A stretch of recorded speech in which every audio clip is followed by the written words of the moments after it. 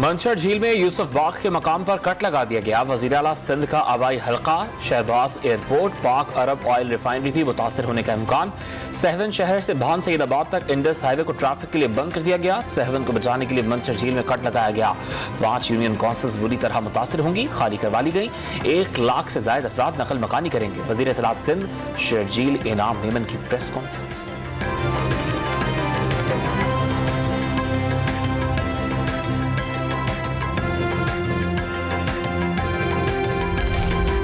छह रुकनी अमरीकी वफ्द का दादू के सैलाब से मुतासरा इलाकों का दौरा, नुकसान और इमदादी सरगर्मियों पर ब्रीफिंग दी गई। वफ्द ने सैलाब मुतासरीन में इमदाद तकसीम की। दादू में सैलाबी सूरत हाल बरकरार, जोहे के 700 देहात से रियाब आ गए। रिंग बंद पर भी पानी का दबाव कम न हुआ।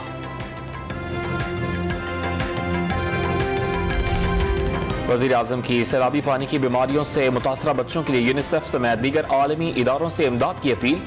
बलूचिस्तान के जिला कच्छी और बीबी नानी पुल का दौरा किया। हुकाम ने ब्रीफिंग दी। शहबाज शरीफ का बहाली के कामों में मसरूफ मजदूरों को 50 लाख रुपए देने का ऐलान।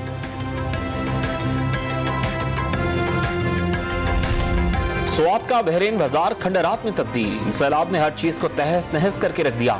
सैलाबी रेला अरिया नई का पूरा गांव बहा ले गया। फसलें तबाह हो गईं। बीमारों के लिए इलाज और मुआवजे की सहूलत नापैद। वालिदैन बीमार बच्चों को गोद में उठाए घंटों पैदल चलकर अस्पताल जाने पर मजबूर। पाक फौज ने बहरीन पुल खोल दिया। अवाम ने पाक फौज जिंदाबाद के नारे लगाए।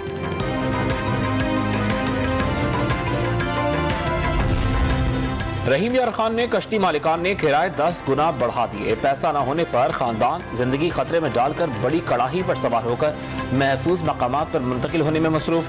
डेरा गाजी खान में सैलाब ज़दगान का सामान लूटने के वाकयात में इजाफा। कमिश्नर डेरा गाजी खान का सख्त कार्रवाई का हुक्म।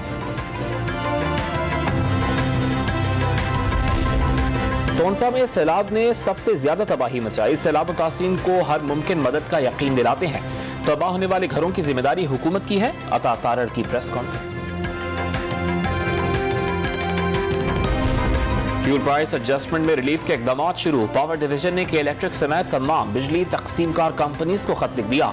वज़ीर आज़म की हिदायत पर नए बिल्स की अदायगी का सिलसिला जारी। बिल की अदायगी की आखिरी तारीख में तौसी कर दी गई।